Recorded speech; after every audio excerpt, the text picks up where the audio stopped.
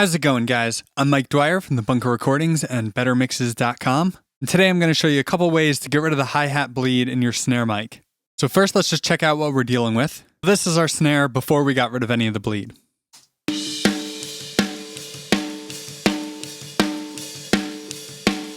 So not terrible, honestly, but we could definitely get it better. So for the first method here, you're going to need either a multiband compressor or a dynamic EQ. So in this case, we're going to be using the Wave C4. So first thing we're going to want to do is bypass all but the top band. Then we're going to solo our top band here.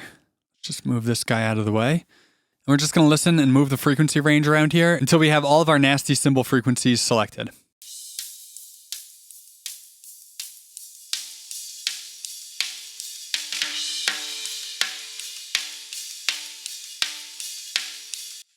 All right, so somewhere around 2K is working for now. We might have to tweak it a little bit later. All right, so let's unsolo that. Then we're going to drop the gain knob here all the way down. So if we listen now, we've basically just EQ'd out everything above 2K. So obviously the cymbal bleed isn't bad anymore, but our snare drum doesn't have any top end either. So that's no good. So next we're going to take a look at our range here, which is how much it's going to compress. We're defaulted here to -8, but we actually want to go in the positive direction. So I'm just going to bring that up all the way. So now instead of making the loud parts quieter, it's going to make the loud parts louder, but only above 2K here. Let's hear that real quick.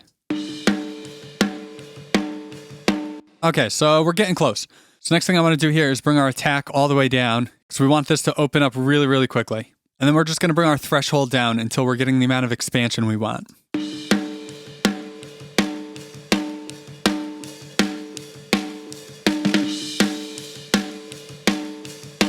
That sounds pretty good right there. So let's do a quick before and after of that.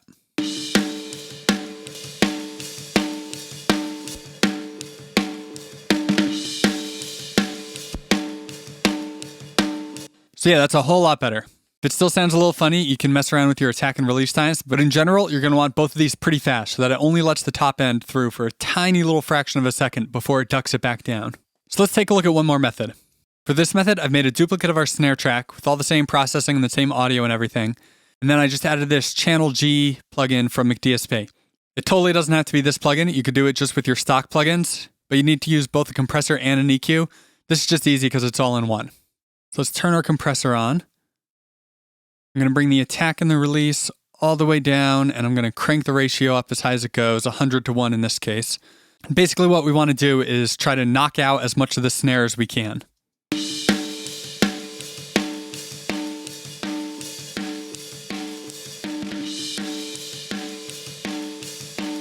Cool, so that sounds pretty good.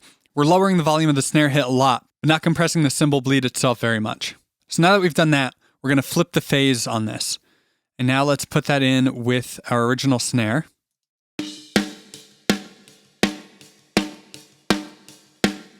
And that's already a whole lot better. I'm going to mess with the release a little bit here to try to get a little more natural sounding.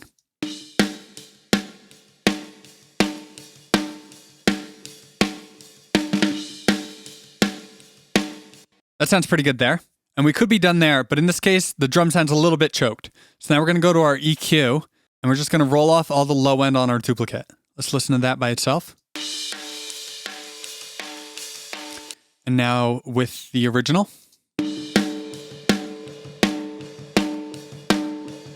So now it's letting all the low end of the snare ring through naturally, and it's only reversing the phase on the high end of the bleed. So let's check that out again with and without this. Here's without.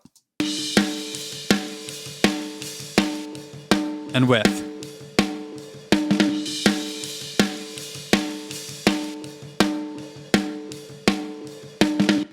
Now from here, you can use the fader on your duplicate to control how much you're cutting out. So check this out.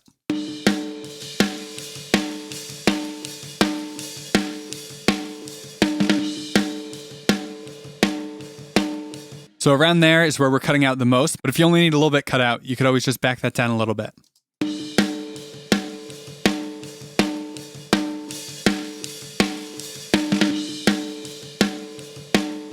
That makes it just a little bit more natural sounding. So there you go. There's 2 ways to get rid of cymbal bleed out of your snare mics. If you like this video, be sure to leave a thumbs up and subscribe. Be sure to head on over to bettermixes.com to get a free copy of my ultimate EQ cheat sheet.